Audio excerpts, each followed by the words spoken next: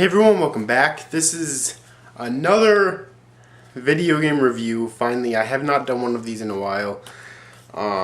This is going to be my review of a game that I've been playing the shit out of recently. I've had this game for a while. I've played it for a while, but I haven't played this much into it ever. Okay, and it is Ratchet and Clank Going Commando, the second game in the series. Wow. There's so much fucking content in this game. Alright. Basically, the story is Ratchet and Clank had just defeated Drek at the end of the first game, and now they're just chilling out at home watching TV and whatnot when all of a sudden they get teleported to someplace else.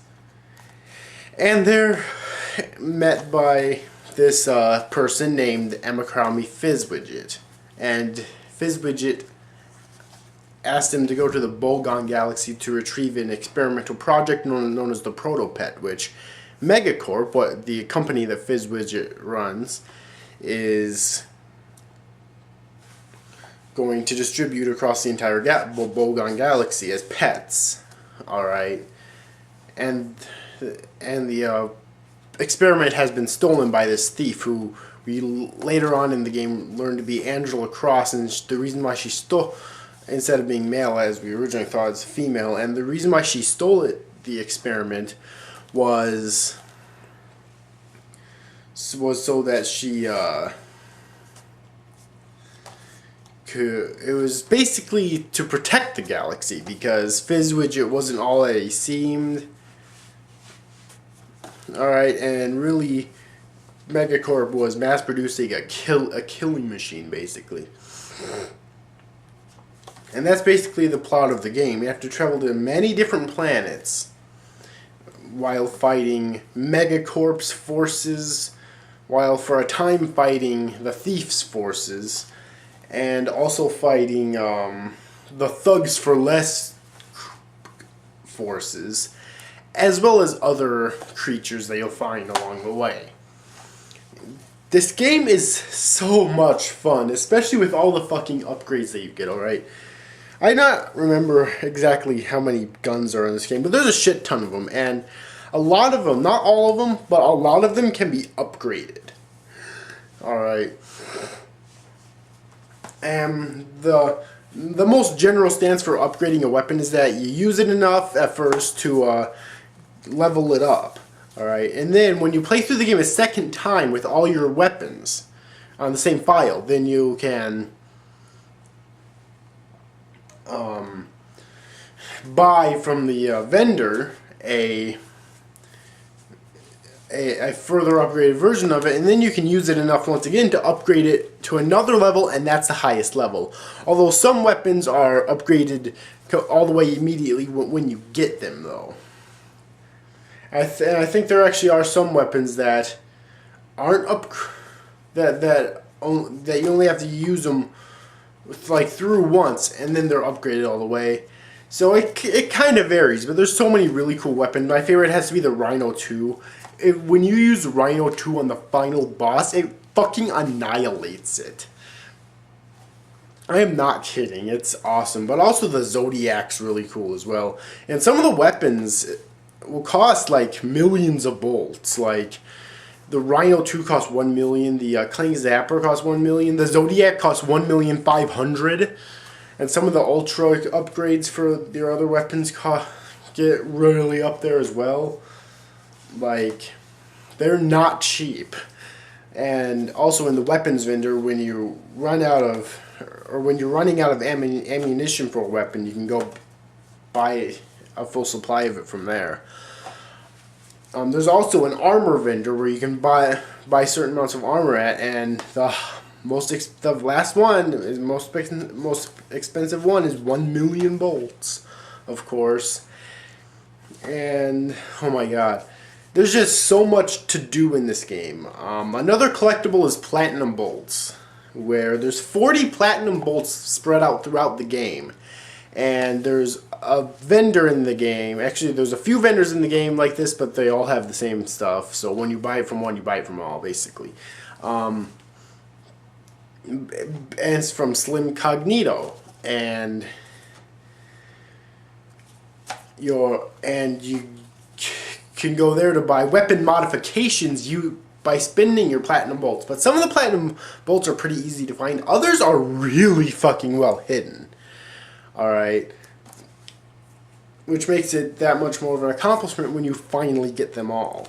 And there's also, you can collect this substance called raritanium in the game. You can either collect it while doing a space mission, by blowing up rocks or blowing up enemy spaceships or whatnot, or you can get it by 2 points at two different planets in the game where you're able to mine for raritanium. And when you fly to a Slim Cognito ship shack, you can use raritanium to purchase ship upgrades for your ship, essentially. Alright. It's just like there's so much to do in this game because I haven't even gotten all the weapon upgrades or all the platinum bolts. I think I'm missing like 4 platinum bolts.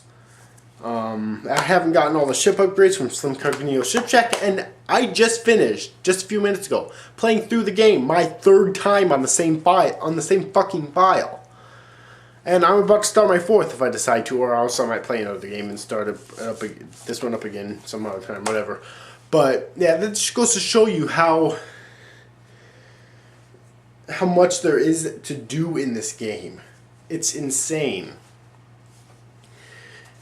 And there's also quite a few boss fights in this game. You fight the Thugs for Less leader 3 times. You fight the thief once. There's the final boss fight. There's the first boss fight in the game, in that swampy area, with like those tentacles and whatnot, and that one eyeball. And then later on, there's an optional boss fight with the entire creature that they were from. Alright, trying to think of more boss fights. I can't remember, but yeah, there's actually quite a few boss fights in the game, which I think is good because it makes the game more interesting, you know, when there's more major fights. And I think all of them are really good.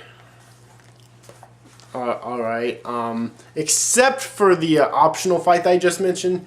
It's a real pain in the ass if you don't start it out with the Rhino 2. The Rhino 2 does really good damage on it, and I ended up using up all the ammo and having to revert to something else, but at least it did some fucking amazing damage on it at first, so that, you know, then when I revert to something else, I could just pretty much get it done pretty quickly. And of course that gets you the box breaker, which gives you a better range of breaking boxes with your downward wrench attack or whatever. Also, yeah, you do have a wrench in this game. The wrench is kind of Ratchet's staple kind of attack, you know. It's what he's known for most, is using his wrench. So, yeah. But other than that, there's not really much else to talk about with this game. There's also some mechanics in this game, actually 2 or 3 times, I think, where you get to play as Clank, which is pretty cool. And he has different bots that he can control. He has 4 like combat bots. He has a hammer bot, he has a lifter bot, and he has a bridge bot. And there's like 2 or 3 times in the game where you get to play as Clank. Alright, and there's other powers in the game, such as the charge boots and the grind boots and the gravity boots. You have the helipack and you have the booster pack. You have the hypnomatic, you have the therminator, you have the swing shot, you have the dynamo, you have the attractor beam, and there's just so much content in this game. And there's also, from the secret section, a option for first person mode, which I just recently found out about. I think that's fucking kind of cool. I don't think it works too well for this game, but it's kind of cool that they added it, you know. Some problems I have with this game, though, is that well, first off, there's not really a lock-on mode, and for a first-person or third-person shooters, you really expect there to be a definitive lock-on mode, and this game does not have one. Okay, There's modifications for your weapons you can buy which makes them lock on, but there's no definitive lock on for this game. And I really think that hurts it personally, because because of that, you will find yourself dying over and over and over and over and over again. For no fucking reason at all. So I really think that there should have been a definitive lock-on mode for this game. And don't get me, oh, it's an older game, so they couldn't have done that. Yes, they could have. Stop with the bullshit. Yes, they could have. Okay, Metroid Prime 2 Echoes, which came out... okay, I'm going to say the first Metroid Prime, which came out around this time, had a definitive lock-on mode. I know it was a first-person shooter, but I don't care. It's a third-person shooter. It's still a shooter, so it should count.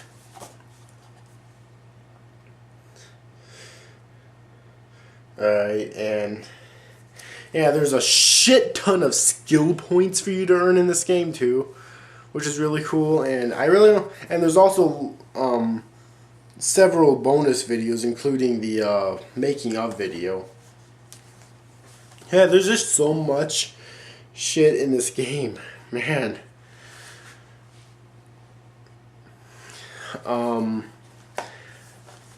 So overall, I'm going to give this game an 8 out of 10. I think it's really good.